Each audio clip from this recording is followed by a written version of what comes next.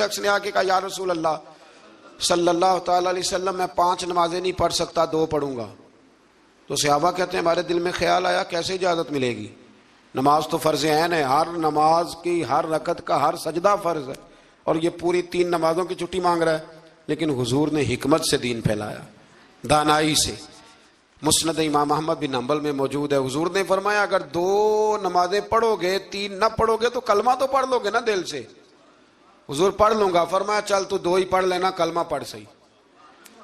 हजरत अबू हुरैरा कहते हैं उसने 3 नमाजों की छुट्टी की शर्त पर कलमा पढ़ा, अभी पूरा हफ्ता नहीं हुआ था कि उसने 5 नमाजें क्या तहज्जुद भी शुरू कर दी। उस शख्स ने फिर इशराक और चाश्त भी पढ़ी, वो सारी रात मुसल्ले पे भी बैठा। लिहाजा दानाई के साथ घर भी आपका हिकमत से चलेगा, दानाई से चलेगा, दुकान भी आपकी हिकमत और दानाई से चलेगी। तो मुसलमान उसको नहीं कहते जो जज्बाती हो जाए, जो फटाफट मराने पे उतर आए, उसको कहते हैं जो बड़ी दानाई के साथ हिकमत के साथ चीजों को लेके आगे बढ़ता है। मैं एक फलसफी को पढ़ रहा था, ये हमारे जदीद दौर के फलसफी बड़े अजीब बातें करते हैं। वो कहते हैं जी हवा ऐसी चलती है कि इंसान कब्र में होता है तो हड्डियां गल सड़ जाती हैं तो कोई भी नहीं बचता। और फिर आप कहते हैं कि कुछ को अजाब होता है, कुछ को सवाब होता है। तो कब्र के अंदर जब मुर्दे चले गए तो आप ये भी कहते हैं बाद लोग एक एक कब्र से 70 उठेंगे तो एक को अजाब हो रहा है, एक को सवाब हो रहा है, ये क्या माजरा है। हमारे बुजुर्गों ने जवाब दिया है, हमारे बुजुर्गों ने ये जवाब दिया है कि ये हवाएं, ये फिजाएं, ये सारी अल्लाह की कुदरत है। हर आदमी को ठंड लग जाती है सर्दियों के मौसम में। मैंने कुछ ऐसे बंदे देखे हैं, बल्कि कोई मुझे कहेगा तो मैं दिखा दूंगा, सारी सर्दियां स्वेटर नहीं पहनते, फिर फौत हो जाते हैं। और कईयों ने 6 पहने होते हैं, फिर भी दांत के साथ दांत बाज रहा होता है। वो कहते हैं तौबा तौबा बड़ी ठंड है। ये भाई आबो हवा एक ही है, लेकिन वजूद के असर कबूल करने के मामलात भी और ही है। यही मामला कब्र में होगा। देखे ना हजरत उज़ैर अलैहिस्सलाम के गधे ने भी आबो हवा लिखी और खाने ने भी, तो गधा गल सड़ गया पर खाना गला सड़ा। दूसरी बात यह कि कब्र में बंदे इकट्ठे हैं तो किसी को अजाब तो किसी को सवाब। तो इमाम जलालुद्दीन सयूती रहमतुल्लाह अलैह फरमाते हैं 2 भाई अगर एक पलंग पे सोए हों तो एक ख्वाब में लाहौर होता है, दूसरा पेशावर होता है। सोए कहाँ होते हैं? इकट्ठे एक पलंग पे। वो एक कहता है मैं रात को लाहौर था, और दूसरा कहता है नहीं तू गलत कह रहा है, मैं तो पेशावर था। तो होते कहाँ हैं? तो अगर एक जगह पे आप मौजूद हैं और अल्लाह तबारक व तआला ने आपको रूहानी तौर पर कहीं का कहीं पहुंचा दिया है, तो इसी तरह कब्रों में भी अगर किसी को अजाब होगा तो हो ही जाएगा, अल्लाह माफ करे। और अगर किसी पे रहमत होगी तो वो भी इंशाअल्लाह हो ही जाएगी। थोड़ा सा आगे बढ़ते हैं। फिर अल्लाह तबारक व तआला ने ना अपनी राह में खर्च करने की बात इरशाद फरमाई। फरमाया अगर तुम मेरी राह में खर्च करोगे तो मैं तुम्हें 700 गुना करके वापस करूंगा। अल्लाह की राह में खर्च करेंगे तो कितना मिलेगा? यहां भी मामला यकीन करने का है। कौम को यकीन आ जाए ना कि डबल हो जाएंगे तो सारी कौम लुट जाती है। अगर इतना यकीन हो जाए ना डबल हो जाएंगे तो लुट जाती है। तो अगर ये भी यकीन हो जाए ना कि 700 गुना हो जाएंगे तो फिर भी मेरा ख्याल ये है कि कौम लुटने को तैयार हो सकती है। लेकिन वहां लुट के बर्बाद होते हैं, रब रसूल के रास्ते में लुटेंगे तो आने वाली नस्लों को भी अल्लाह आबाद फरमा देगा, अल्लाह आबाद कर देगा आने वाली नस्लों को। तो मेरे दोस्तों थोड़ा सा आगे जब हम इस पारे में चलते हैं तो अल्लाह तबारक व तआला ने 2 बातें इरशाद फरमाई। एक तो इरशाद फरमाया कि शैतान तुम्हें ना 2 चीजों के बारे में अक्सर वर्गलाता है। एक तुम्हें कहता है कि कंजूसी करो, फकर तंगदस्ती हो जाएगी अगर खर्च करोगे, और दूसरा तुम्हें कहता है बेहयाई करो। अल्लाह ने फरमाया ये 2 काम तुमने करने नहीं, ना तुमने बुखल करना है और ना तुमने बेहयाई करनी। और फिर आगे जाके इरशाद फरमाया कि दानाई बड़ी हिकमत है, अक्लमंदी बड़ी हिकमत है, जिंदगी दानाई से गुजारो।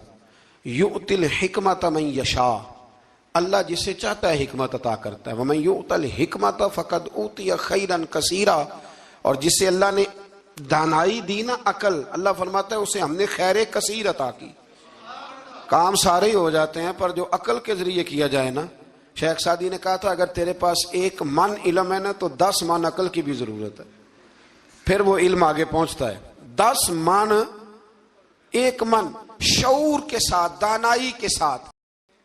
कि कुछ लोगों के बाल सारी जिंदगी सफेद नहीं होते और कुछ 17 साल के 16 साल के नौजवान है तो सारा सार उनका सफेद हो जाता है, अलामात वो आ जाती हैं जो बूढ़ों में होती हैं।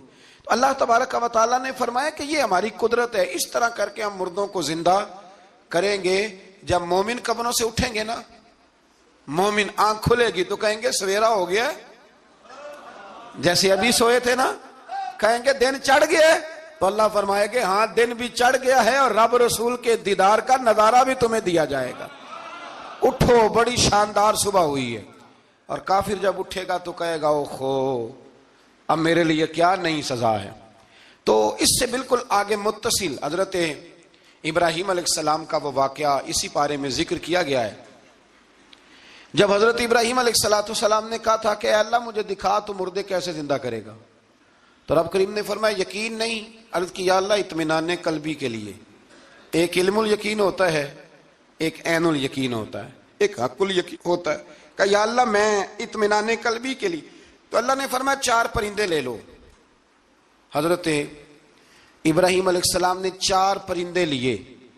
कुछ ने लिखा है कव्वा था, मोर था, मुर्गी थी, कबूतर था, मुख्तलिफ नाम आए।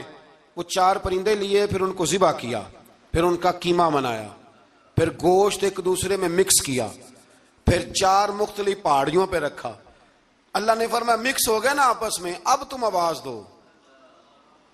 हजरत इब्राहिम ने आवाज दी और रब ने जिंदगी दी। और वो परिंदे अपनी टांगों पर चलते हुए हजरत इब्राहिम के पास आके खड़े हुए। तो फरमाया इब्राहिम जिस तरह इनको जिंदा किया ना, इसी तरह फिर कब्रों से मैं हड्डियां भी जिंदा करके निकाल दूंगा। अल्लाह ताला ने हमारा वो मसला भी हल किया और 2 वाकयात तफसील के साथ तीसरे पारे में बयान फरमाए। अल्लाह करीम फरमाते हैं कि क्या आपने उस शख्स को नहीं देखा कि जो एक ऐसी बस्ती पर से गुजरा, वाहिया खावियतुन अला उरूशिहा, जो अपनी छतों के बल गिरी पड़ी थी, यानी बस्ती तबाह हो गई थी। वो आदमी वहां से गुजरा, वो हजरत उज़ैर अलैहिस्सलाम थे। बहुत सारे मुफस्सिरीन के नजदीक बाज ने यह लिखा है कि चूंकि यहां अल्लाह ने किसी का जिक्र नहीं किया तो हम भी किसी को मखसूस नहीं करते, लेकिन कसीर की तादाद यह है कि हजरत उज़ैर थे। आप गुजरे एक बस्ती में तो आपने देखा कि वह बस्ती तबाह हाल हो गई है और जमीन पलट दी गई है, छतों के ऊपर लोग मरे हुए पड़े हैं। तो आपके दिल में ख्याल आया कि या अल्लाह तो इन्हें कैसे जिंदा करेगा बाद मौतिहा, मरने के बाद। ख्याल आया, अल्लाह करीम ने ना उन्हीं पे मौत तारी कर दी, हजरत उज़ैर अलैहिस्सलाम पे।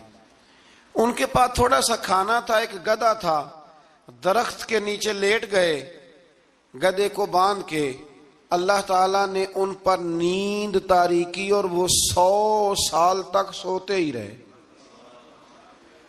वो बेआबाद बस्ती आबाद हो गई, वहां शहर आबाद हो गया, दुनिया आबाद हो गई, जमाना आबाद हो गया।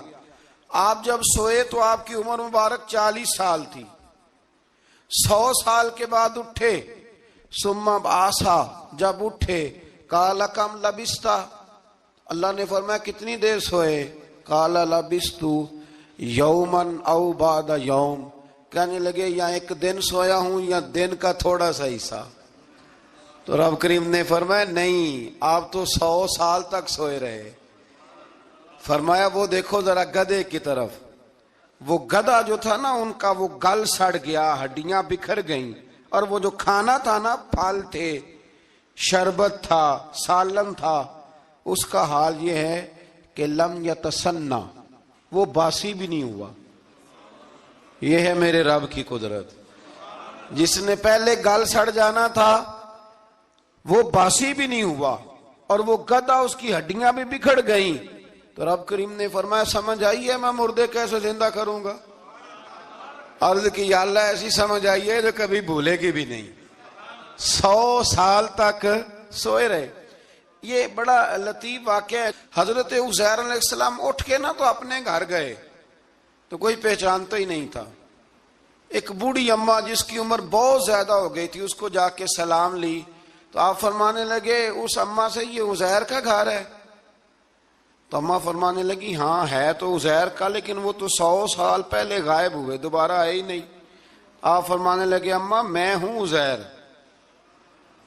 अम्मा कहने लगी कि उज़ैर की तो हर दुआ कबूल होती थी, अगर आप उज़ैर हैं ना तो दुआ करें, मेरी टांगें जवाब दे गई हैं, आंखों से नजर नहीं आता, आप दुआ करें, अगर आप वाकई उज़ैर हैं तो अल्लाह मुझे शिफा दे देगा। तो हजरत उज़ैर ने दुआ की तो रब ने उन्हें शिफा दे दी। हजरत उज़ैर की उम्र उस वक्त भी 40 साल थी। हजरत उज़ैर की उम्र जब गए तब भी, वापस आए तो, और हजरत उज़ैर का बेटा उनसे मिला तो उसकी उम्र 118 साल थी। पोते भी बूढ़े थे। लोगों ने हजरत उज़ैर अलैहिस्सलाम से कहा ये क्या है? फरमाने लगे ये मेरे अल्लाह की कुदरत है।